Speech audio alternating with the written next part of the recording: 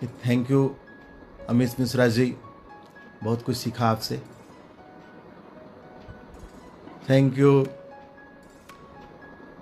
पांडा जी, आपसे मैनेजमेंट सीखा, कैसे पैसे कमाते हैं, कैसे पैसे को रखते हैं। थैंक यू नायक दादा, आपका जोश देखा। Thank you Vishesh ji, thank you Pradeep Mishra ji. मैं डाउनलाइन को भी भूल नहीं सकता, एक से एक डाउनलाइन हमारे मिले हैं। मैं बोलूँ तो हीरे से कम नहीं। उसमें रंजीत जी, सतीश करना जी, अजीत चौधरी जी, विजय जी, चांद्र सिद्ध जी, प्रमोद करना जी, ऐसे बहुत सारे डाउनलाइन जिनके मेहनत से ये मुकाम मैंने हासिल किया। सभी को थैंक्स। दोस्तों, अगर मैं फैमिली बैकग्राउंड पे अगर आऊँ अपना बताने के लिए, तो आज आप लोगों ने सुना है कि मेरे बड़े भाई एडीएम हैं। और दोस्तों, खुशी होता है बताते हुए कि अब एडीएम से भी उनका प्रमोशन हो गया, अब जॉइंट सेक्रेटरी वो बन गए झारखंड में।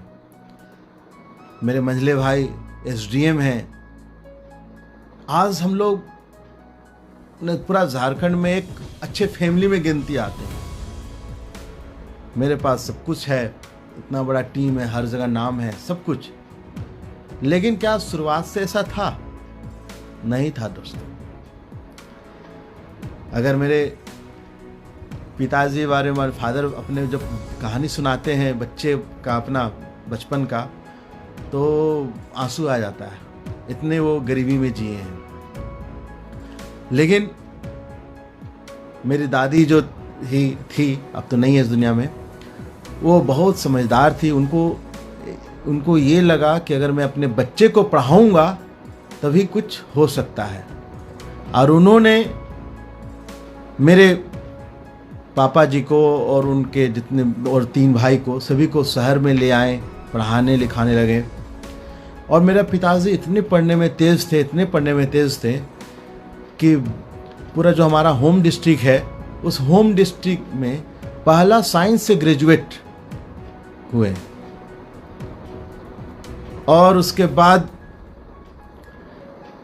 वो आगे पढ़ नहीं पाए क्योंकि पैसे की कमी, बाबा हमारे बीमार रहते थे। तो फिर पिताजी ने क्या किया, हाई स्कूल में साइंस टीचर बन गए। और जहाँ पे उनका सैलरी था मात्र 100 रुपीज़। हालांकि 100 रुपीज़ उस ज़माने की बात है, मुझे लगता है कि वो 1960 की बात है। आज शायद लाख रुपया भी हो सकता है, कोई नहीं कह सकता हूँ। तो इतने लेकिन सबसे बड़ी बात मेरा यहाँ तक बताने में कुछ नहीं था। अब बताना, अब यहाँ से शुरू कर रहा हूँ कि मेरे पिताजी उस 100 रुपये के सैलरी में 80 रुपया या 70-80 रुपये जितने भी, वो भेज देते थे मेरे चाचा के पास। और चाचा मेरे पटना साइंस कॉलेज में पढ़ रहे थे, एमएससी कर रहे थे। क्या ये आप सोच सकते हैं? 100 रुपया में 80 रुपया अपने भाई को भेज देना कि मेरा भाई पढ़ रहा है। अब 20 रुपया 25 रुपया में घर के खर्चे चल रहे हैं।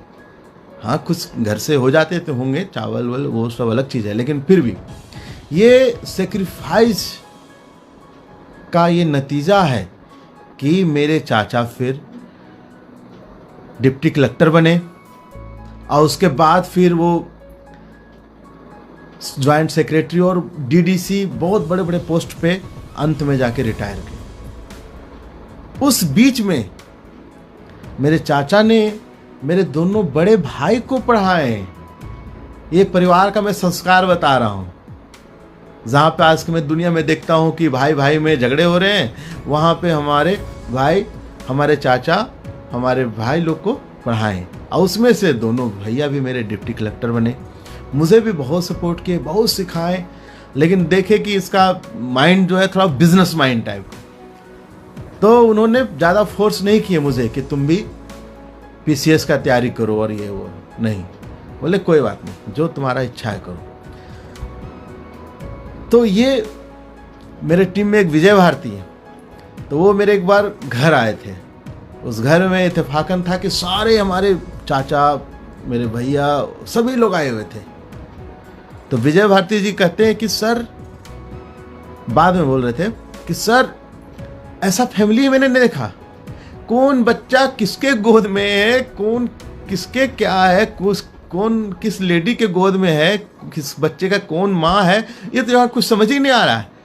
और उतना ही प्यार वो सब भतीजा को दे रहा है, भतीजी को दे रहा है, अपना बच्चा को दे रहा है, सबको, भांजा को दे रहा है, भांजी को, मतलब एक अलग टाइप का। कह रहे थे, मैं एक लाइन जरूर जोड़ूंगा, वो कह रहे थे कि सर उस दिन से मेरा माइंड बदल गया और हम लोग अपना भाई से, अपने पिताजी से और बहुत अच्छा रिलेशन बनाए और बहुत अच्छा से उसके बाद हम लोग की फैमिली बढ़।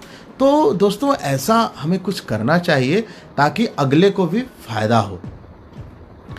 तो दोस्तों ये तो फैमिली के बारे में थी। अब मैं बात करता हूँ सेफ शॉप, कैसे मैं ज्वाइन किया। मैं पढ़ाई लिखाई किया, शुरुआत में तो सब जानते हैं कि गांव के स्कूल में ज़्यादातर लोग पढ़ते हैं, इंडिया के 90% लोग, तो मैं भी गांव में पढ़ा। और 4th 5th 6th कैसे गुजर गया कुछ पता ही नहीं चला, क्या पढ़ा उतना कुछ याद भी नहीं है। आज अगर मैं थोड़ा सा मजाक वाली बात करूं, अगर 1 मिनट का, तो मेरी बिटिया पढ़ती है सेंट जेवियर स्कूल में और बहुत अच्छा मार्क्स लाती है, बहुत मतलब टीचर्स उसके बहुत प्यार करते हैं, बहुत अच्छा। तो मैं कभी पढ़ाने बैठता हूँ तो मेरे प्रोनाउंसिएशन में थोड़ा बड़ा प्रॉब्लम आता है। हम लोग पढ़े हुए हैं, गांव वाला वो, उसके बाद तो पूछती है कि पापा आप लोग कहाँ पढ़े हैं? मैं तो सेंट जेवियर में पढ़ी हूँ, आप कहाँ पढ़े थे? तो मैं मजाक बोल देता हूँ कि हम लोग सेंट बोरिस स्कूल में पढ़े हैं। तो वो क्या होता है? तो हम बोले बेटा वो हम लोग बोरा लेकर के स्कूल जाते थे और लुटते थे और बैठ के पढ़ते थे। हम लोग में वो डेस्क और वो बेंचेस भी नहीं होते थे। तो मजाक वाली बात हो गया। तो हम लोग वहाँ से स्टडी किए। फिर हाई स्कूल जब आए तब से हम लोग थोड़ा सीरियस हो गए पढ़ाई लिखाई। आज चूँकि फादर टीचर थे तो और ज़्यादा सीरियस हुआ पढ़ाई लिखाई में। तो वो सब मजाक था, लेकिन पढ़ने में कभी कमी नहीं किया, हमेशा फर्स्ट डिवीज़न किया दोस्तों। फिर MBA किया मार्केटिंग में दिल्ली में राय यूनिवर्सिटी से। और MBA करने के बाद ICICI बैंक में हमारा जॉब लग गया। जॉब कर रहा था, लगभग 6 महीना 7 महीना जॉब किया था। उसी समय सुबोध सर से हमारी दोस्ती पहले से थी, बहुत पहले से, हम लोग बगल में ही रहते थे। तो अचानक एक दिन आए और मैं सब मॉर्निंग में जाता था स्कूल और रात को लौटता था। अचानक एक दिन आए सुबोध सर, कहते हैं कि आपको कुछ दिखा रहा हूँ, मैं आपको देखता हूँ कि आप बहुत स्ट्रगल कर रहे हैं, मेहनत करते हैं, सब मॉर्निंग में जाते हैं, ना दिखते भी नहीं कभी, संडे को दिखते हैं, वो भी दिखते क्या है, तो उसमें शादी नहीं हुआ था तो कपड़े उपड़े भी खुद धोना पड़ता था सब कुछ। तो बोले क्या सर? तो उन्होंने सेफ शॉप का प्लान दिखाया और रात का समय था। उसके बाद खाना वाना खाया, सो गया। रात भर गूंजता रहा दिमाग में 40 लाख क्या ही पॉसिबल है? मैं अपना कैलकुलेट करूँ, जॉब में अगर मैं सारा ज़िंदगी काम करूँगा तो क्या होगा, तो वो भी 40 नहीं दिख रहा था। पता नहीं 40 लाख पूरा ज़िंदगी में कमाऊँगा नहीं कमाऊँगा उसका भी कोई गारंटी नहीं था। फाइनली सर लगातार फॉलोअप किए। मजाक की वाली बात करूँगा तो चूँकि यहाँ पे अभी सामने हर्षद दीपक सर तो है नहीं जो आँख दिखा दे हमें तो मैं समझ जाऊँ, तो जो कह रहा हूँ। और तो सुबोध सर फॉलोअप छोड़े नहीं मुझे। उनको लगता था, बाद में बोलते थे कि मुझे पता था ये बड़ी मछली है, पकड़ने में ज़रा मुश्किल होगा, लेकिन एक बार पकड़ा गया तो फिर वो बहुत कम से कम 20-30 kg का मछली है, ये पूरा गांव ही खा लेगा। तो उनको ये विश्वास था और इसीलिए मुझे फॉलोअप करते थे। रात को 9 बजे आ जाते थे, कभी संडे आ जाते थे और मैं मना कभी नहीं किया। लेकिन जॉब में ऐसा बिजी होता था कि भूल जाता था। मॉर्निंग में गया, फिर वो जॉब वाला, बैंक वाला और भी लोन डिपार्टमेंट में, कभी यहाँ दौड़ रहा हूँ, कभी गुड़गांव, कभी नोएडा, कभी कहीं, मतलब तो आदमी कितना याद रखेगा। फिर आते थे तो फिर याद आता था, ऐसे करके लास्ट में कुछ एक आध बार मैं थोड़ा अवॉइड भी करने लगा। तो मैं देखता था जैसे सर दरवाज़ा खटखटाते थे तो पीछे के दरवाज़ा से मैं निकल जाता था, लेकिन होना कुछ और था। और सुबोध सर भी इतने चालाक, क्या करते थे, कभी कभी अपना कोई डाउनलाइन को ले आते थे और पीछे वाला दरवाज़ा पे खड़ा कर देते थे। वो जानते थे कि ये भाग जाता है और जैसे बाहर से आए मैं पीछे से भागा, देखा अरे यहाँ भी खड़ा कोई है। तो फिर अंत में मतलब ठीक है सर, सोचता हूँ। और उसके बाद टर्निंग पॉइंट क्या रहा? टर्निंग पॉइंट रहा कि सुबह सर मुझे लगे तालकटोरा स्टेडियम, ये भी इवॉल्व इंडिया का बहुत बड़ा प्लेटफॉर्म का ही मतलब कारण है कि सक्सेस डे हो रहा था। और सक्सेस डे में उस समय सिल्वर का भी प्रमोशन होता था। तो अपना प्रमोशन दिखाने ले गए सर। वो दिन भर का जो मेरा सेशन था, देखा, बहुत सारे हर्ष सर के बारे में सुना, दीपक सर ट्रेनिंग दिए, सब जितने भी टॉप सीनियर थे सभी लोगों ने ट्रेनिंग दिए। वो देख के आंखें खुली की खुली रह गई। उसके बाद कंपेरिजन करने लगा अपना जॉब और अपना शेफ शॉप का करियर। फाइनली अगला दिन गया बैंक में और जाकर रिजाइन किया कि और सर को फ़ोन कर दिया कि सर मैं बैंक छोड़ दिया, अब फुल टाइम कर रहा हूँ। मेरा पूरा दिमाग में मतलब चढ़ गया, अब मैं पीछे पलट के नहीं देख सकता। और उसके बाद फिर मैंने शुरुआत किया, पीछे पलट के नहीं देखा। लेकिन शुरुआत में क्या होता है ना, लोग आराम आराम से काम करते हैं, और मेरा थोड़ा सा ऐसे भी लेजी वाला, बैंक में करने से, काम करने से और थोड़ा सा लेजी वाला थोड़ा सा मेंटलिटी हो गया था। तो आराम आराम से धीरे धीरे कर रहा था, करते करते सिल्वर के क्लोज में था। और उसी समय यहाँ पे भी एक टर्निंग पॉइंट मैं बता रहा हूँ मेरा लाइफ का।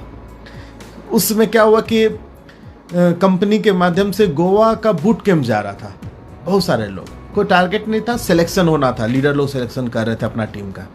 और उसमें मेरा सिलेक्शन नहीं हुआ, बहुत लोग के हुए, मेरा नहीं हुआ।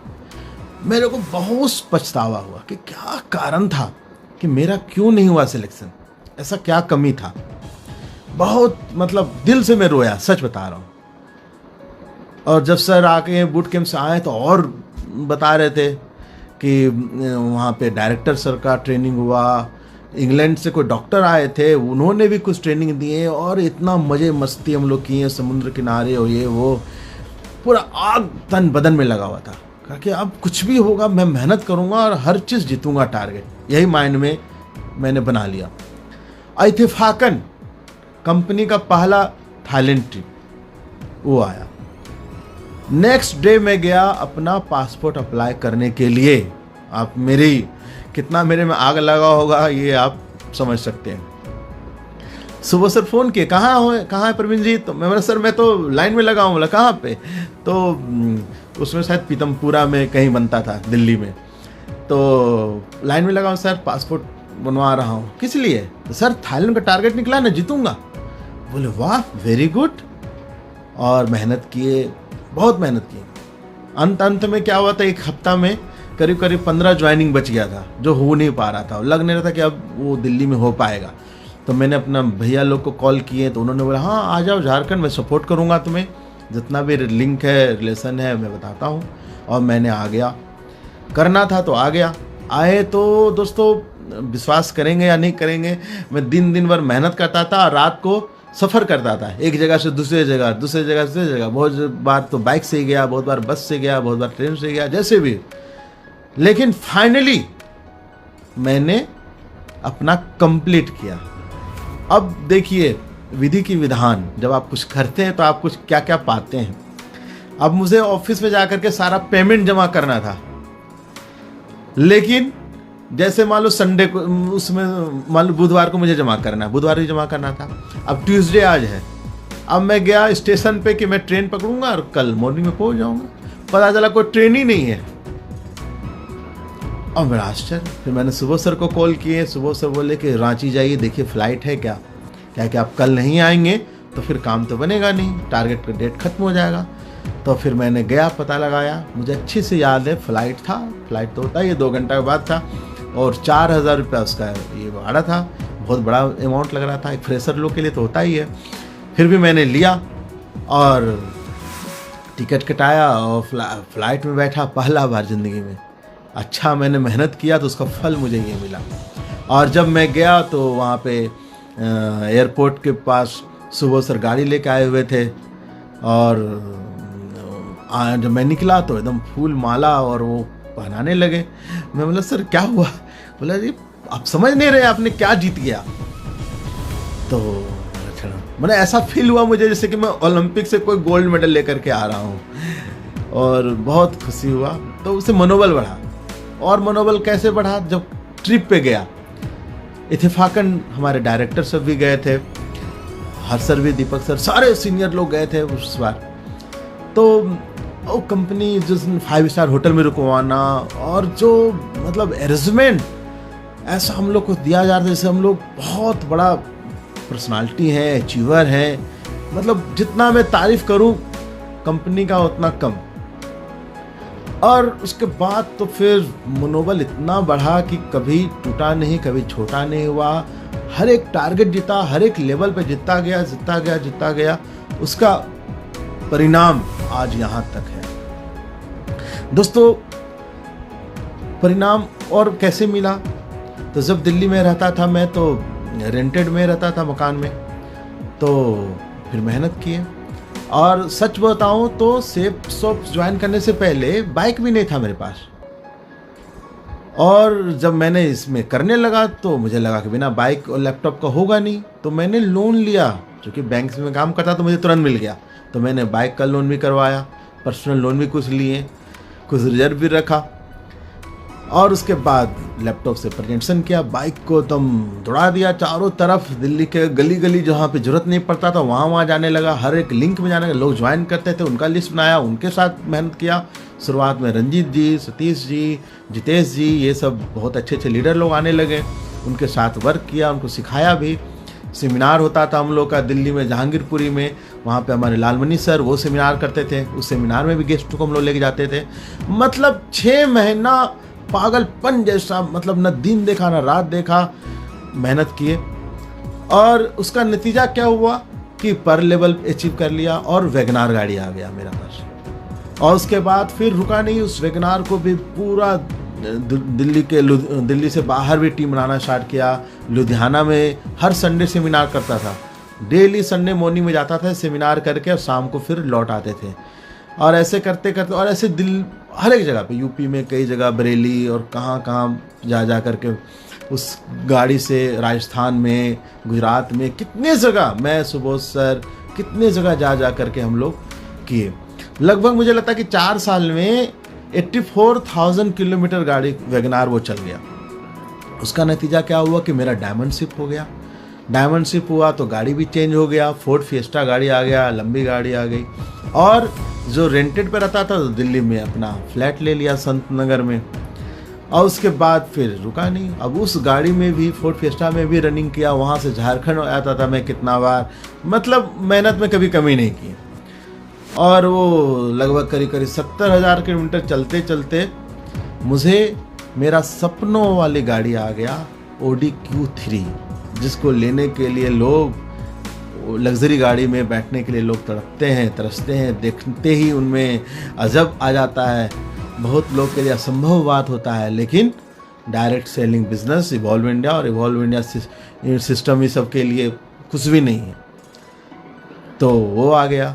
उसके बाद भी रुका नहीं, ओडी को भी ओडी नहीं समझा, उसे भी मेहनत पूरा चलाया। हम लोग, मैं, सुबोध सर, रंजीत जी, सतीश जी, उसी ओडी से हम लोग नेपाल भी घूमने चले गए। तो वो नहीं समझा हमने गाड़ी को मैं समझता था कि ये माध्यम है अगला गाड़ी लेने के लिए। और फिर मेहनत किया, और अभी बहुत लोग आप जानते हैं, दिसंबर में मर्करी का मेरा प्रमोशन हुआ, तो मैंने Audi Q5 टॉप मॉडल वो गाड़ी ले लिया दोस्तों। तो ये है सेफ शॉप की पावर। और इसी बीच में रेंटेड मकान से दिल्ली मकान हुआ, फिर झारखंड में गिरिडीह में मैंने एक फ्लैट लिया, हजारीबाग का अपना घर और अच्छा से बनवाया, बोकारो में एक फ्लैट लिया जिसमें भी रह रहा हूँ, ये मेरे नाम से, वाइफ के नाम से रजिस्टर्ड है। और एक अभी इससे भी हाई लेवल का बुक किया हूँ, जो कि मुझे लगता है कि 2-2.5 साल में वो बनेगा। तो ये है दोस्तों, यहाँ तक की कहानी है।